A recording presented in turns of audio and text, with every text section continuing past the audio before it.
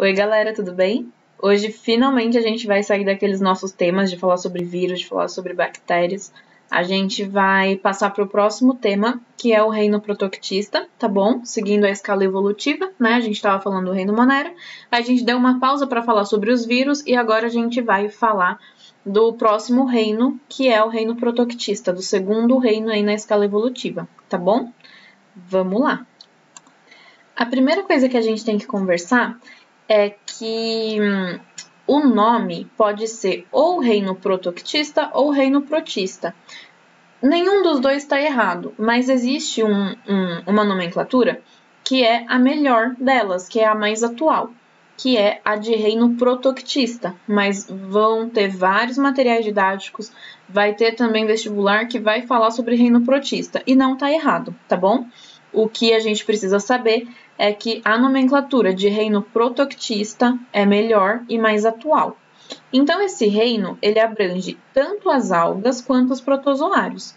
E a gente tem aqui vários desses organismos. Então, a gente tem aqui os protozoários, por exemplo, esses espécimes aqui, as algas, que são essas coloridas.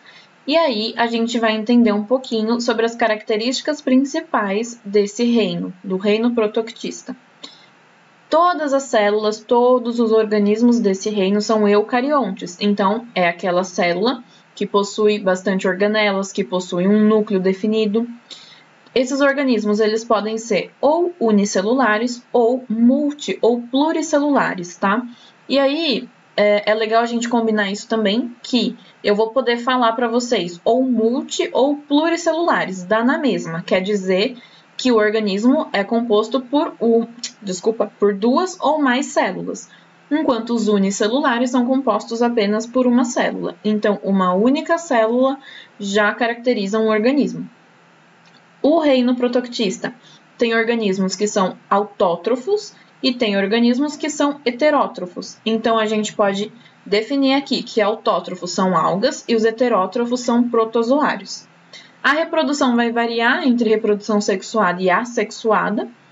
E como a gente está falando de organismos que podem ser compostos tanto por uma única célula quanto por muitas células, duas ou mais, a gente tem que saber que nesse reino não existe tecido verdadeiro. O que acontece é que existe um aglomerado de células. E o que significa isso? Quando a gente pensa num tecido verdadeiro, a gente está falando, por exemplo, isso é um exemplo, tá? Do nosso corpo. Para a gente entender o nosso joelho, o nosso braço, o nosso pescoço como um tecido, a gente precisa entender que existem diversos tipos de células formando esse único tecido. Então, quando a gente está pensando aqui, ó, nessa região do joelho, a gente tem um tecido que é chamado de tecido adiposo, tá formando toda essa parte que a gente chama de gordura. Dentro desse tecido adiposo, a gente pode ter também vasos sanguíneos, que estão ali percorrendo a partir dos glóbulos brancos, dos glóbulos vermelhos. Então, a gente tem um monte de células. Por exemplo, células do tecido conjuntivo, células do tecido muscular. Então, a gente tem diferentes tipos de células que formam um tecido verdadeiro.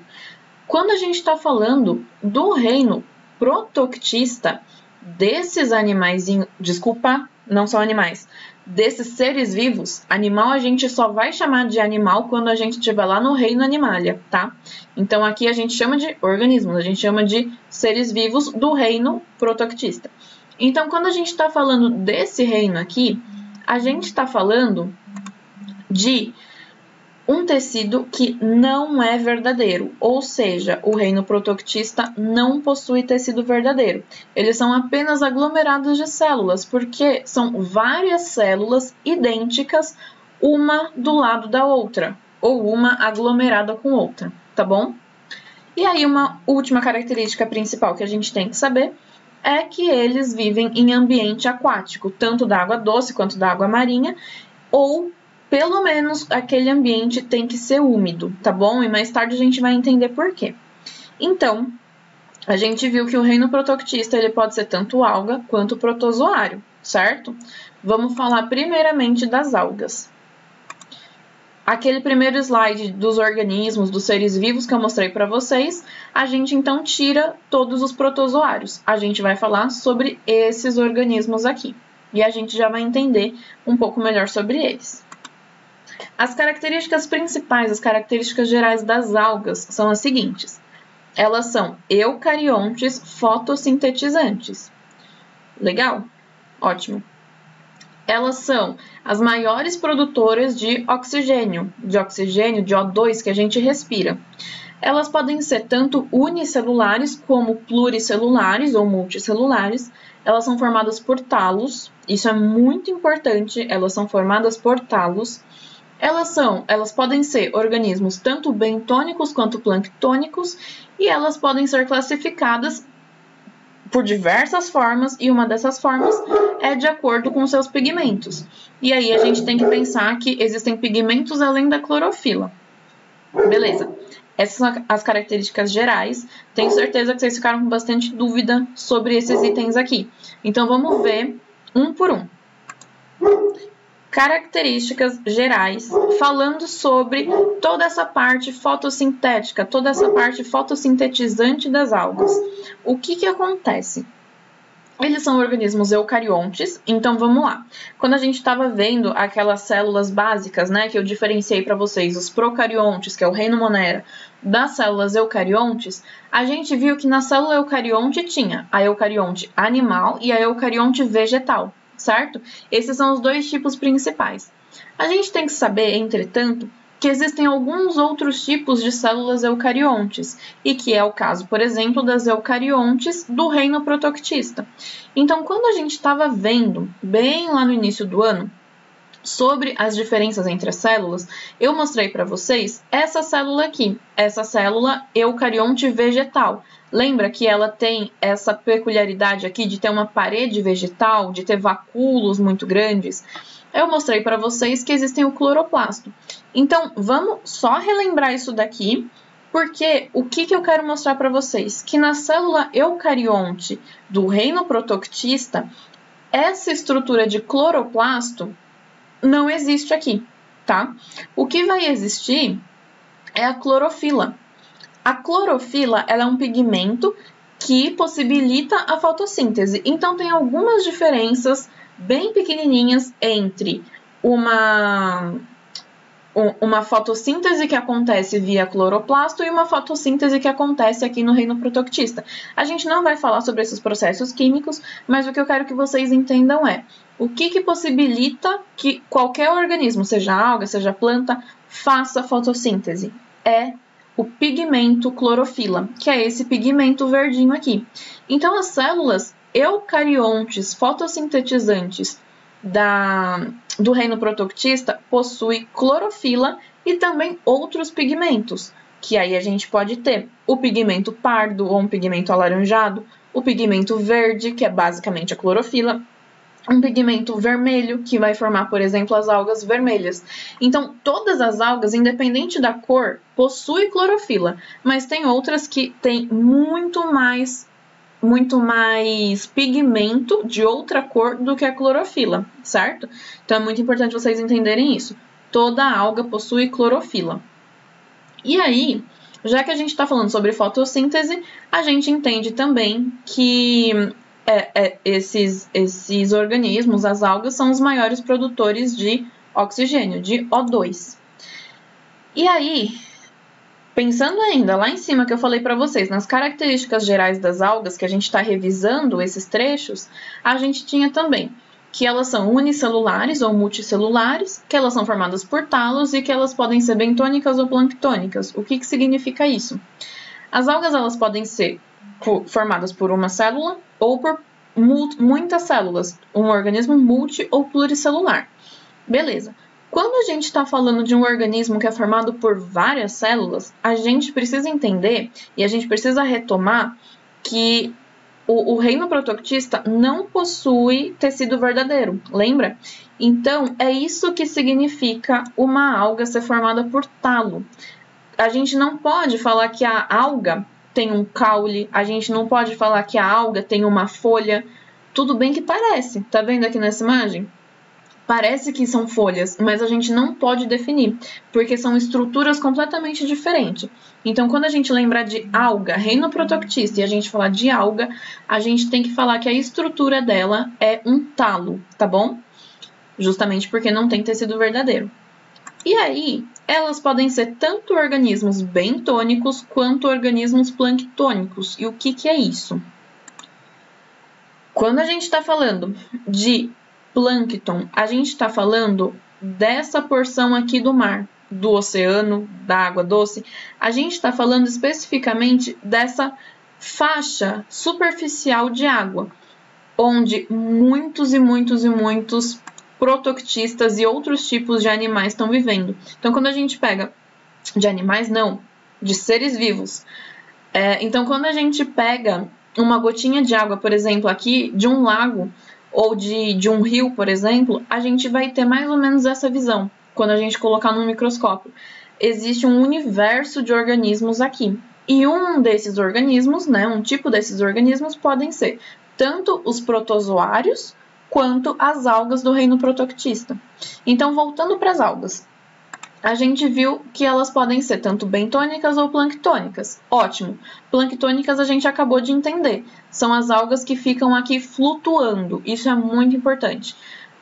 Os organismos planctônicos, vocês têm que lembrar que eles ficam aqui, ó, flutuando em vida livre. Então, eles podem nadar nessa superfície de água, tá bom? A gente pode até lembrar, não é a mesma coisa, mas no filme Procurando Nemo, quando a Dory e o pai do Nemo é sugado para dentro da baleia, é basicamente isso que está acontecendo aqui no plâncton, tá? Só que o plâncton são organismos extremamente pequenos, são microscópicos. Então, a gente não consegue ver a olho nu, a gente precisa de um microscópio, e eles estão aqui. E a gente chama de biomassa. É uma biomassa muito grande, é uma quantidade enorme de organismos que fazem parte da cadeia alimentar. E é muito importante a gente lembrar disso, tá bom? Então, plâncton a gente entende... Os organismos planctônicos a gente entendeu onde eles estão. E por que esse nome? Porque eles ficam nessa região superficial, que é chamada de plâncton. Beleza? E a gente tem também as algas que podem ser bentônicas. E aí a gente tem que lembrar que elas podem ser pluricelulares e por isso elas podem ter grandes metros, elas podem ser muito altas, muito grandes, e aí elas não têm vida livre, elas são sempre fixas ao bênton, elas são sempre fixas no solo. Então são essas algas que ficam... que não estão flutuando, que estão sésseis, que estão fixas, tá bom? É esse tipo aqui de alga, um organismo bentônico. Beleza. Agora, uma coisa muito importante para a gente lembrar, ou para a gente saber, é o seguinte: por que a alga não é uma planta? Lembra quando a gente estava falando lá naquela aula sobre taxonomia, que eu apresentei para vocês todas as modificações, até agora na revisão dos exercícios a gente viu. Existia antes 2 reinos só, as plantas e o reino animal. Com o passar do tempo, com as maiores descobertas científicas, os pesquisadores postularam que existem 5 reinos. Reino Monera, reino protoctista, reino dos fungos, reino das plantas e reino animal.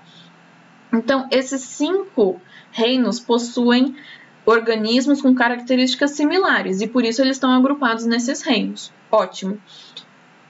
Pensando antigamente, reino animal e reino das plantas, a gente tinha que as plantas e as algas ficavam nesse grupo aqui porque elas faziam fotossíntese, lembram? Elas faziam seu próprio alimento. Conforme as descobertas, a gente entendeu que são coisas separadas, que são organismos separados. Então, o que difere esses 2 reinos? Por que a alga não é uma planta? Por quê? Primeira coisa, que é uma das coisas mais importantes e já foi falada. A alga não tem tecido verdadeiro. Elas são talos, tá bom? Então, quando a gente olha para uma planta, quando a gente olha para uma folha, para um tronco de árvore, a gente está falando de diferentes tecidos. Então, uma árvore tem o tecido que é o caule, tem o tecido aqui das folhas, tem um tecido que depois a gente vai ver que é como se fosse as nossas veias do corpo humano. Então, elas vão ter floema e xilema, que são vasos condutores de nutrientes. Então, dentro da árvore, dentro aqui do caule, existe passagem de nutrientes, que vai desde a raiz até o caule. Então, as algas não possuem absolutamente nada disso. Lembra que elas são aglomerados de células? Então, elas são apenas talos e elas são avasculares, elas não possuem floema e nem xilema. Por isso, a alga não é planta. Uma outra coisa que é legal saber, tá? Eu não vou nem explicar muito bem isso porque a gente vai ver lá na frente. Mas é legal saber também que a alga não é planta porque os embriões das algas não dependem da planta-mãe ou da alga-mãe para nutrição, certo? A gente vai ver daqui a pouco como que é a reprodução da alga e a gente vai ver que essa alga, esse embrião de alga já consegue sobreviver sozinho, sem precisar de ajuda do organismo mãe, do organismo que originou esse filho, tá bom? Então, planta não é alga. Principalmente porque são talos e não tem tecidos verdadeiros. Lembra disso, eu tô repetindo isso há 20 vezes aqui na aula. Lembra disso, tá bom? Isso é muito importante. Uma coisa muito legal também da gente entender, falando sobre isso para ajudar vocês a fixarem, é o seguinte. Já que as algas não possuem tecido verdadeiro, elas são molengas, tá? Vamos pensar lá no sushi, no temaki, ali na comida japonesa. A alga, aquela folha de alga preta, ela é maleável, não é? Tudo bem que no sushi ela já tá seca, ela já passou por produção industrial, tal. Mas quando a gente vai na praia e a gente se depara com algumas formações dessa daqui, a gente tá vendo alga que saiu do ambiente natural, que saiu do ambiente marinho ou do ambiente aquático que ela tava. Por que que ela simplesmente morre? Por que que ela simplesmente é molenga, né? Por que que ela não tem uma estrutura que deixa ela em pé? Porque ela não tem tecido, certo? Ela não tem um caule igual uma árvore. Ela é um aglomerado de células que tá no mar e no mar ela fica em pezinho porque tem a pressão da água. Quando sai da água, ela desmancha, ela cai, certo? Meio que derrete assim. Então lembra disso. Alga é talo e, portanto, são molengas. Não tem tecido verdadeiro. Importância das algas. Então já dei uma dica para vocês. Para nossa alimentação. A gente come bastante alga, principalmente em comida japonesa. As algas também podem ser utilizadas na alimentação para fazer gelatina, certo? Elas têm um componente ali que forma que deixa a gelatina com esse aspecto gelatinoso, com esse aspecto mais vocês sabem como é a gelatina, né? A gelatina, então, ela é líquida, aí ela endurece, né? Então, é a alga quem faz, é um componente da alga que faz essa coisa mais dura da gelatina, tá bom? Vamos lá. Não vou entrar aqui para falar profundamente o que é esse componente, porque vocês não precisam saber, mas é legal falar que a alga é importante para nossa alimentação, tanto para sushi quanto para gelatina. É bastante importante também porque a alga, ela produz esse componente que é o agar-agar. Quando a gente olha uma cultura de bactérias ou uma cultura de fungos, nesses potinhos aqui que os pesquisadores sempre carregam, né, sempre tiram foto, é o seguinte, essa parte aqui que não é transparente, vocês estão vendo? É o agar-agar. Isso daqui vai dar toda a nutrição para que o fungo, para que a bactéria cresça. Então, é um ótimo material para cultivo desses outros organismos. Então, é bastante interessante para a ciência, para as pesquisas. O agar-agar também é o componente que produz as cápsulas de remédio, tá bom? Então, é legal saber disso também. As algas também produzem a carragenina, que pode ser utilizada para diversos corantes. Então, lembra que a gente falou das diversas pigmentações das algas? A gente tem tanto a cor, né, que é essencial para a vida das algas, quanto a indústria, né, o homem também pode utilizar para fazer os corantes que a gente pode comer. Os corantes comestíveis ou corantes para as roupas pode vir também das algas, tá bom? E tem a importância ecológica, né, que é a principal aqui que a gente vai ver, que é as algas na cadeia alimentar, qual que é a importância delas, e a produção de oxigênio, tá bom? Vamos lá. Importância das algas, falando sobre cadeia alimentar. A gente viu que elas podem ser indivíduos que ficam no plâncton, tá? Formando essa parte superficial aqui, ó. Toda essa parte superficial da água, do oceano, do rio ou da água doce, tem muitos organismos, sejam algas, sejam protozoários. Então, a gente tem bastante representantes do reino protoctista. Legal? Cadeia alimentar, a gente entende que dentro desse plâncton, tá bom? Que, lembra que eu falei da biomassa? Dentro desse plâncton, a gente tem, por exemplo, micropeixes ou peixes bem pequenininhos que vão se alimentar das algas, ou então os próprios protozoários desse mesmo reino, os protozoários comem essas algas. Então, pensando na cadeia alimentar, as algas são as produtoras, certo? Elas produzem o alimento, fazem fotossíntese e elas são comidas. Esses protozoários que comeram as algas vão ser comidos por outros predadores, até que um peixe coma esses predadores, um tubarão come esses peixes, ou uma baleia come esses peixes. Então, as algas são a base da cadeia alimentar. Muito importante a gente saber disso. Falando sobre cadeia alimentar, a gente tem um processo, um fenômeno que é bastante importante quando a gente fala do reino protoctista, que é a maré vermelha.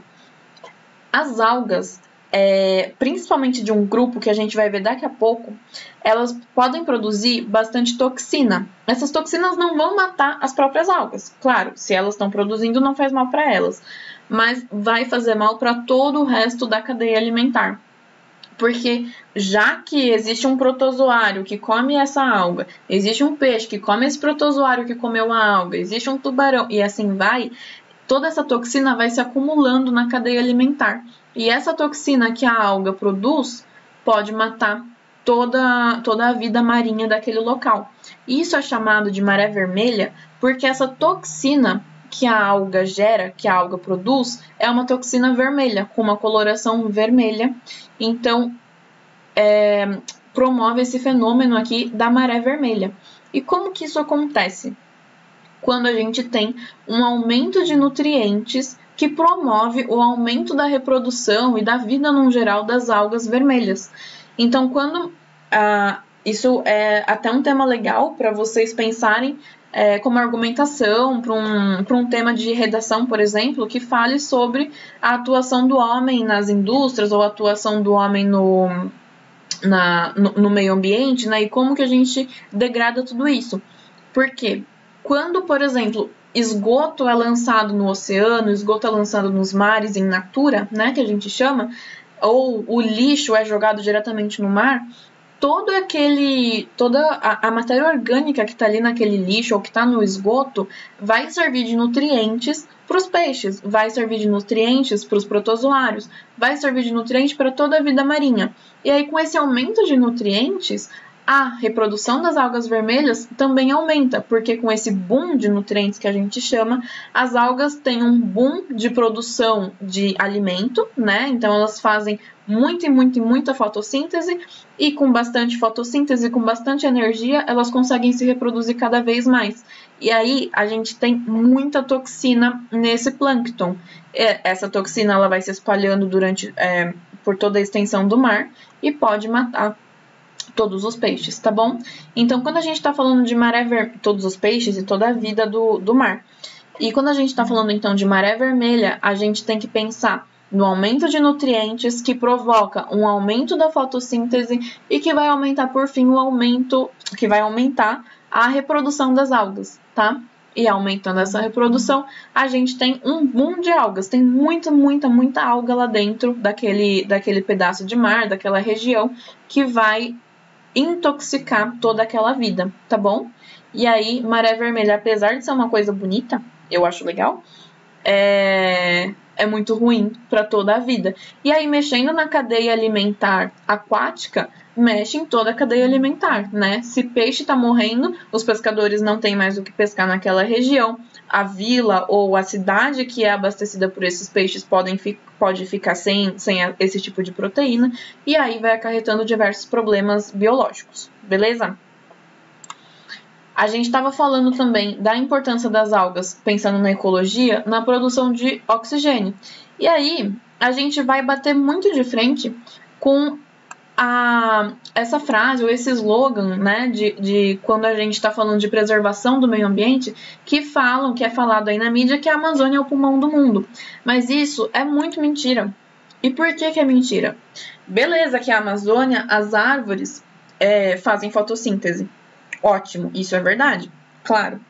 Mas a fotossíntese ou a produção de oxigênio que essas árvores, que na verdade não só da Amazônia, mas do mundo inteiro, todas as árvores, né? Todos os produtores fotossintéticos terrestres, eles produzem apenas 10% do oxigênio que a gente respira. É uma média.